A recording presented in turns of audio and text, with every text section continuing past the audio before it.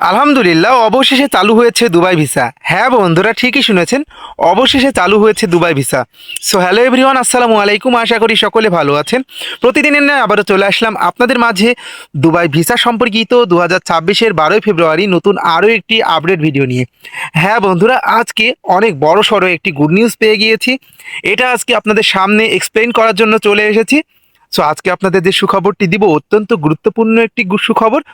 So যারা বর্তমান সময়ে বাংলাদেশ থেকে দুবাই যেতে আগ্রহী, যারা বিশেষ করে দুবাই ভিসায় যাওয়ার জন্য বসে আছেন, অনেকে ফাইল জমা করে বসে আছেন, তাদের জন্য ভিডিওটি অত্যন্ত গুরুত্বপূর্ণ হতে চলেছে। তো চলুন, আজকে বেশি কথা বাড়াবো না।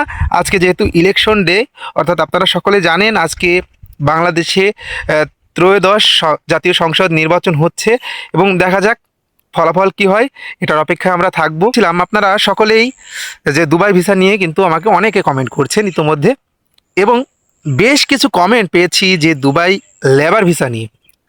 আসলে এই যে দুবাইয়ের যে বর্তমান সময় আপনারা জানেন যে কি সিচুয়েশন চলতেছে, আগের যে সিচুয়েশন এখনকার সিচুয়েশন ঠিক সেম অবস্থানে অবস্থান করছে, অর্থাৎ সেমভাবে রয়ে গিয়েছে। এখন কিছু এজেন্সিকে দেখলাম যে বর্তমানে দুবাই ভিসাতে নাকি যেতে, অর্থাৎ সার্টিফিকেট বাদেও নাকি হাই প্রফেশনাল ভিসা হচ্ছে, সার্টিফিকেট সহ নাকি হাই প্রফেশন ভিসা হচ্ছে, এমন কিছু এজেন্সিকে দেখছি।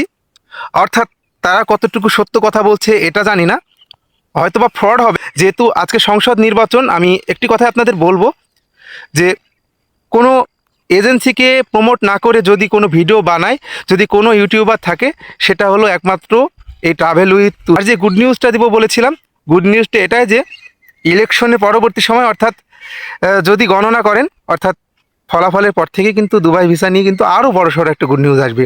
সো সে অপেক্ষা আমরা থাকবো। ইনশাল্লাহ দুবাই ভিসা হয়তোবা খুব শীঘ্রই খুলে যাবে। সো সকলে ভালো থাকবেন, সুস্থ থাকবেন, এই প্রত্যাশা। এখনও যারা আমার চ্যানেলটি সাবস্ক্রাইব করেনি, অবশ্যই চ্যানেলটি সাবস্ক্রাইব করে পাশে থাকবেন। ধন্যবাদ সবাইকে।